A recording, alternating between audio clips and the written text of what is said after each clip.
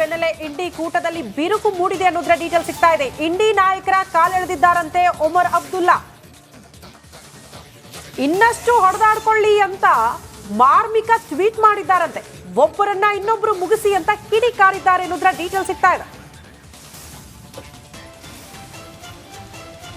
Okay, ನನ್ನ colleague ದಿವಿತ್ ನಮ್ಮ ಜೊತೆ ಈಗ ನೇರ ಸಂಪರ್ಕದಲ್ಲಿದ್ದಾರೆ. ಒಮರ್ ಅಬ್ದುಲ್ಲಾ ಜಮ್ಮು ಕಾಶ್ಮೀರದ ಮುಖ್ಯಮಂತ್ರಿ, ಇಂಡಿ ಮೈತ್ರಿಕೂಟದ ಓರ್ವ ಪ್ರಮುಖ ಪಾಲುದಾರರು ಕೂಡ.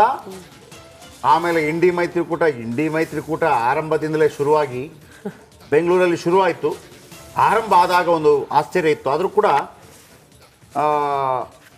ದೊಡ್ಡ ಟಕ್ಕರ್ ಕೊಡುವಂಥ ಎಲ್ಲ ಸಾಧ್ಯತೆಗಳಿತ್ತು. ಆದರೆ ಎಲ್ಲರಿಗೂ ಆಸೆ ಬಂದ್ಬಿಡ್ತು, ಮಹಾಗಠಬಂಧನದಾಗೂ ಆಯ್ತು, ಅದೇ ಥರ. ಈಗ ಒಮರ್ ಅಬ್ದುಲ್ಲಾ ಅವರ ಟ್ವೀಟ್ ಬಗ್ಗೆ ಹೆಚ್ಚಿನ ಮಾಹಿತಿ ಕೊಡ್ತಾರೆ ನನ್ನ colleague Divith. Over to you Divith. Thank you Jayaprakash Shetty. ಬಹಳ ಪ್ರಮುಖವಾಗಿ ಈ ಒಂದು ದೆಹಲಿ ಚುನಾವಣೆಯ ರಿಸಲ್ಟನ್ನು ನೋಡ್ತಿರುವಂಥ ಸಂದರ್ಭದಲ್ಲಿ ಯಾವ ರೀತಿ BJP ಮುನ್ನುಗ್ತಾ ಇದೆ, ಮುನ್ನಡೆಯನ್ನು ಸಾಧಿಸಿಕೊಂಡು ಅನ್ನುವಂಥದ್ದು ಗಮನಿಸ್ಬೋದು. ಇದೇ ಸಂದರ್ಭದಲ್ಲಿ ಈ ರಿಸಲ್ಟನ್ನು ಮನೆಯಲ್ಲೇ ಕೂತು ನೋಡ್ತಿರುವಂಥ ಜಮ್ಮು ಕಾಶ್ಮೀರ ಮುಖ್ಯಮಂತ್ರಿ ಆದಂಥ ಒಮರ್ ಅಬ್ದುಲ್ಲಾ ಅವರು ಒಂದು ಮಾರ್ಮಿಕವಾಗಿ ಟ್ವೀಟ್ ಮಾಡಿರೋದನ್ನು ಗಮನಿಸ್ತಾ ಇದ್ದೀರಿ. ಅವ್ರು ನೋಡೋ ಆಪಾಸ್ ಮೇನ್ ಅಂತೇಳಿ ಕಿತ್ತಾಡ್ಕೊಳ್ಳಿ, ಇನ್ನೂ ಕಿತ್ತಾಡ್ಕೊಳ್ಳಿ, ಇದು ಹೀಗೆ ಮುಂದುವರಿಯುತ್ತೆ ನೀವು ಇದೇ ರೀತಿ ಇದ್ದರೆ ಅನ್ನುವಂಥ ಮಾತನ್ನು ಮಾರ್ಮಿಕವಾಗಿ ಹೇಳಿರುವಂಥದ್ದು. ಅಂದರೆ ಈ ಒಂದು 2024 ಲೋಕಸಭೆ ಚುನಾವಣೆಯ ಸಂದರ್ಭದಲ್ಲಿ ಆಪ್ ಪಾರ್ಟಿ ಆಗಿರ್ಬೋದು ಅಥವಾ ಕಾಂಗ್ರೆಸ್ ಆಗಿರ್ಬೋದು ಯಾವ ರೀತಿಯಾಗಿ ಒಟ್ಟಿಗೆ ಸೇರಿ ಇಂಡಿ ಒಕ್ಕೂಟದಲ್ಲಿ ಒಂದು ನಾಯಕತ್ವವನ್ನು ಕಟ್ಕೊಂಡು ಯಾವ ರೀತಿ ಕೆಲಸ ಮಾಡಿದ್ರು ಒಗ್ಗಟ್ಟಾಗಿ, ಅದು ಇಲ್ಲಿ ಕಾಣಲಿಲ್ಲ. ಅಂದರೆ 2025 ದೆಹಲಿ ವಿಧಾನಸಭೆ ಚುನಾವಣೆಯಲ್ಲಿ ಅದು ಆಗಲಿಲ್ಲ.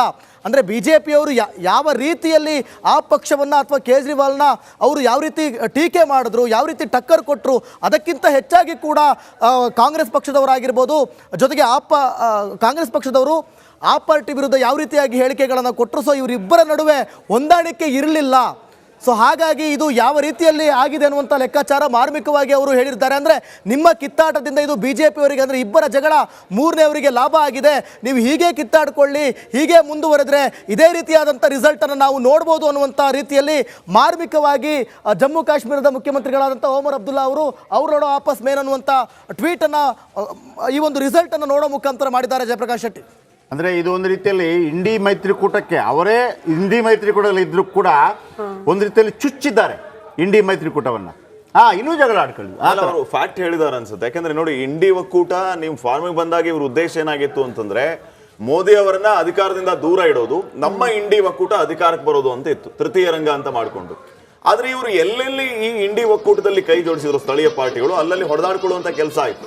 ಮಮತಾ ಬ್ಯಾನರ್ಜಿ ಮಜಾ ಏನಂತಂದ್ರೆ ಪ್ರಧಾನಮಂತ್ರಿ ರೇಸ್ ಅಲ್ಲ, ಇಂಡಿ ಮೈತ್ರಿಕೂಟದ ಐಡಿಯಾ ಯಾರ್ದು ಹೇಳಿ? ನಿತೀಶ್ ಕುಮಾರ್ದು. ಇಂಡಿಯಾ ಅಂತ ಹೆಸರು ಕೊಟ್ಟಿದ್ದು ಅದಕ್ಕೆ INDIA, ಆಮೇಲೆ ಅದು BJP ಮಾಡಿದ್ದು INDA ಅಂತ ಹೇಳಿ ಆಯ್ತಾ. ಇಂಡಿಯಾ ಮೈತ್ರಿಕೂಟ ಹಂಗೆ ಬರುತ್ತೆ ಅನ್ನೋ ಕಾರಣಕ್ಕಾಗಿ ಆ ಹೆಸರು ಕೊಟ್ಟಿದ್ದು ಯಾರು? ನಿತೀಶ್ ಕುಮಾರ್. ಆಗಿದ್ದಲ್ಲಿ ಬೆಂಗಳೂರಿನ ತಾಜ್ ವೆಸ್ಟ್ ಎಂಡ್ ಹೋಟೆಲ್ನಲ್ಲಿ ಆಯ್ತಾ 23 ಪಾರ್ಟಿಗಳನ್ನು ಸೇರಿರ್ತದೆ. ಅವರೇ ಇಲ್ಲ ಇವತ್ತು. ಆಮೇಲೆ ಮಮತಾ ಬ್ಯಾನರ್ಜಿ ಅಂತ ನಾಯಕಿ, ಮಮತಾ ಬ್ಯಾನರ್ಜಿ ಯಾಕೆ ದೊಡ್ಡ ನಾಯಕಿ ಆಗ್ತಾರೆ ಅಂತಂದರೆ ನರೇಂದ್ರ ಮೋದಿ ಪ್ರಭಾವವನ್ನು ಅಲ್ಲಿ ಪಶ್ಚಿಮ ಬಂಗಾಳದಲ್ಲಿ, ನೀವು ಸರಿನೋ ತಪ್ಪು ಫೈನಲಿ ನಾನು ಏನು ಹೇಳಿದ್ದು, ಗೆಲುವು ಮಾತ್ರ ಟಕ್ಕರ್ ಕೊಟ್ಟದ್ದು ಅವ್ರು ಹೇಳ್ತಾರೆ. ಇಂಡಿ ಮೈತ್ರಿಕೂಟವನ್ನು ಮಲ್ಲಿಕಾರ್ಜುನ ಖರ್ಗೆ ಅವರು ಮುನ್ನಡೆಸಲಿ, ನಾವು ಅವರನ್ನ ಪ್ರಧಾನಿ ಅಭ್ಯರ್ಥಿ ಮಾಡೋಣ ಅಂತೇಳಿ ಮಮತಾ ಬ್ಯಾನರ್ಜಿ ಹೇಳ್ತಾರೆ. ಅರವಿಂದ್ ಕೇಜ್ರಿವಾಲ್ ಕೂಡ ಹೇಳ್ತಾರೆ. ಆಯ್ತು ಬಿಡಿ, ಬೇರೆಯವರು ಒಪ್ಪದೇ ಇರ್ಬೋದು, ಕರ್ನಾಟಕದಲ್ಲಿ ಒಬ್ಬನಾದರೂ ಅಟ್ಲೀಸ್ಟ್ ಹೌದಾ, ಅಯ್ಯಯ್ಯೋ ಮಲ್ಲಿಕಾರ್ಜುನ ಖರ್ಗೆ ಅಂದರೆ ಭಾಳ ಒಳ್ಳೆಯದು, ಬಟ್ ಹೈಕಮಾಂಡ್ ತೀರ್ಮಾನ ಮಾಡುತ್ತೆ ಅನ್ನುವಂಥ ಏನು ಸ್ಲಿಪ್ ಆಗಿ ಆದರೂ ಹೇಳ್ಬೋದು. ಹೌದಾ, ಹೇಳಲೇ ಇಲ್ಲ ಅಂತ ನಾವು ಸಿದ್ದರಾಮಯ್ಯ ಹತ್ರ ಕೇಳಿದ್ವಿ, ಅದು ರಾಹುಲ್ ಗಾಂಧಿ DK ಶಿವಕುಮಾರ್ ಹತ್ರ ಕೇಳಿದ್ವಿ, ಸರ್ ಇವ್ರು ಹಿಂಗೆ ಹೇಳ್ತಾ ಇದ್ದಾರೆ, ಯಾರು ಹೇಳ್ತಿರೋದು? ನಿಮ್ಮ ಪಾರ್ಟಿಯವರು ಬೇರೆ. ಓಕೆ, ಅವರು ಹೇಳಿದ್ದಾರೆ, ಅದು ಒಳ್ಳೆ ವಿಚಾರ, ಆ ರೀತಿ ಆದರೆ ಭಾಳ ಒಳ್ಳೆಯದು. ಆದರೆ ಇಂಡಿ ಮೈತ್ರಿಕೂಟ ಅದನ್ನು ನಿರ್ಧಾರ ಕೈಗೊಳ್ಳುತ್ತೆ ಅನ್ನೋಂಥ ಒಂದು ಧೈರ್ಯವನ್ನು ಯಾವನೂ ತೋರಿಸಲಿಲ್ಲ. ಎಲ್ಲರೂ ಕೂಡ ಮತ್ತೊಮ್ಮೆ ಜೈ ಬಜರಂಗ ಬಲಿ ಅಂತ ಅಂದ್ಬಿಟ್ಟು ರಾಹುಲ್ ಗಾಂಧಿ ಅವರ ಬೆನ್ನಲ್ಲೇ ಇಂಡಿ ಕೂಟದಲ್ಲಿ ಬಿರುಕು ಮೂಡಿದೆ ಅನ್ನೋದ್ರ ಡೀಟೇಲ್ ಸಿಗ್ತಾ ಇದೆ. ಇಂಡಿ ನಾಯಕರ ಕಾಲೆಳೆದಿದ್ದಾರಂತೆ ಒಮರ್ ಅಬ್ದುಲ್ಲಾ. ಇನ್ನಷ್ಟು ಹೊಡೆದಾಡ್ಕೊಳ್ಳಿ ಅಂತ ಮಾರ್ಮಿಕ ಟ್ವೀಟ್ ಮಾಡಿದ್ದಾರಂತೆ. ಒಬ್ಬರನ್ನ ಇನ್ನೊಬ್ರು ಮುಗಿಸಿ ಅಂತ ಕಿಡಿಕಾರಿದ್ದಾರೆ ಅನ್ನೋದ್ರ ಡೀಟೇಲ್ ಸಿಗ್ತಾ ಇದೆ. ಓಕೆ, ನನ್ನ ಕಲೀಗ್ ದಿವಿತ್ ನಮ್ಮ ಜೊತೆ ಈಗ ನೇರ ಸಂಪರ್ಕದಲ್ಲಿದ್ದಾರೆ. ಒಮರ್ ಅಬ್ದುಲ್ಲಾ ಜಮ್ಮು ಕಾಶ್ಮೀರದ ಮುಖ್ಯಮಂತ್ರಿ, ಇಂಡಿ ಮೈತ್ರಿಕೂಟದ ಓರ್ವ ಪ್ರಮುಖ ನಾಯಕ, ಪಾಲುದಾರರು ಕೂಡ. ಆಮೇಲೆ ಇಂಡಿ ಮೈತ್ರಿಕೂಟ ಆರಂಭದಿಂದಲೇ ಶುರುವಾಗಿ ಬೆಂಗಳೂರಲ್ಲಿ ಶುರುವಾಯಿತು. ಆರಂಭ ಆದಾಗ ಒಂದು ಆಶ್ಚರ್ಯ ಇತ್ತು, ಆದರೂ ಕೂಡ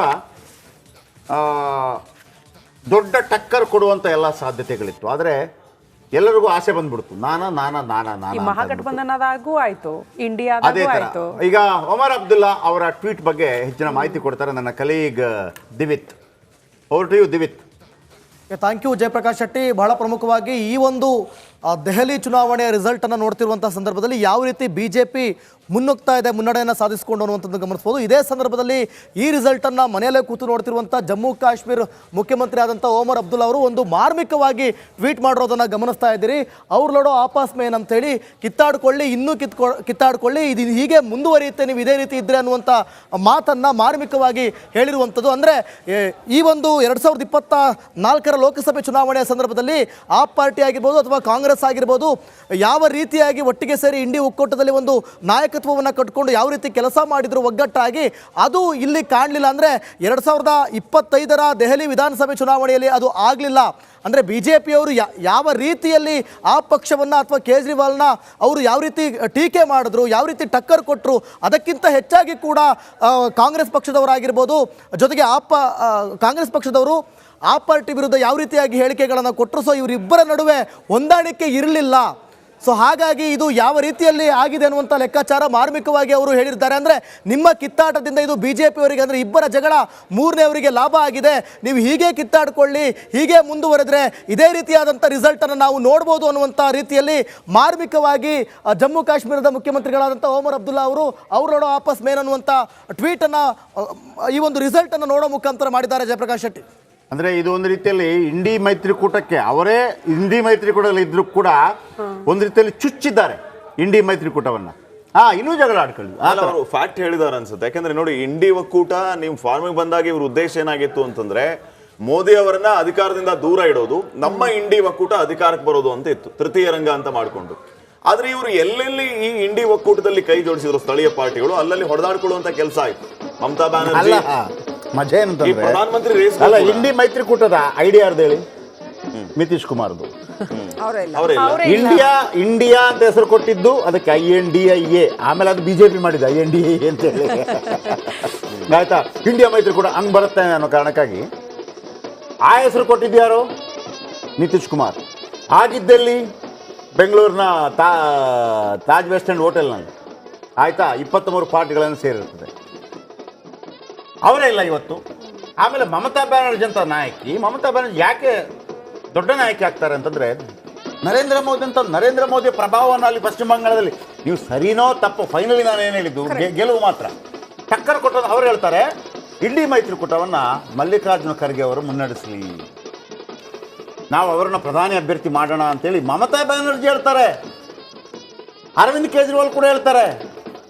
ಆಯ್ತು ಬಿಡಿ, ಬೇರೆಯವರು ಒಪ್ಪದೇ ಇರ್ಬೋದು, ಕರ್ನಾಟಕದಲ್ಲಿ ಒಬ್ಬನಾದರೂ ಅಟ್ಲೀಸ್ಟ್ ಹೌದಾ, ಅಯ್ಯಯ್ಯೋ ಮಲ್ಲಿಕಾರ್ಜುನ ಖರ್ಗೆ ಅಂದರೆ ಭಾಳ ಒಳ್ಳೆಯದು, ಬಟ್ ಹೈಕಮಾಂಡ್ ತೀರ್ಮಾನ ಮಾಡುತ್ತೆ ಅನ್ನುವಂಥ ಏನು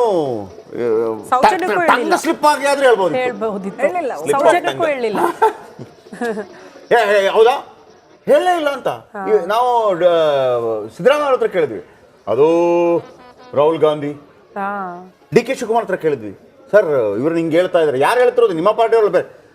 ಓಕೆ, ಅವರು ಹೇಳಿದ್ದಾರೆ, ಅದು ಒಳ್ಳೆ ವಿಚಾರ, ಆ ರೀತಿ ಆದರೆ ಭಾಳ ಒಳ್ಳೆಯದು. ಆದರೆ ಇಂಡಿ ಮೈತ್ರಿ ಕೂಡ ಅದನ್ನು ನಿರ್ಧಾರ ಕೈಗೊಳ್ಳುತ್ತೆ ಅನ್ನೋಂಥ ಒಂದು ಧೈರ್ಯವನ್ನು ಯಾವನೂ ತೋರಿಸಲಿಲ್ಲ. ಎಲ್ಲರೂ ಕೂಡ ಮತ್ತೊಮ್ಮೆ ಜೈ ಬಜರಂಗಬಲಿ ಅಂತ ಅಂದ್ಬಿಟ್ಟು ರಾಹುಲ್ ಗಾಂಧಿ ಅವರ ಪಾದಾರವಿಂದಗಳಿಗೆ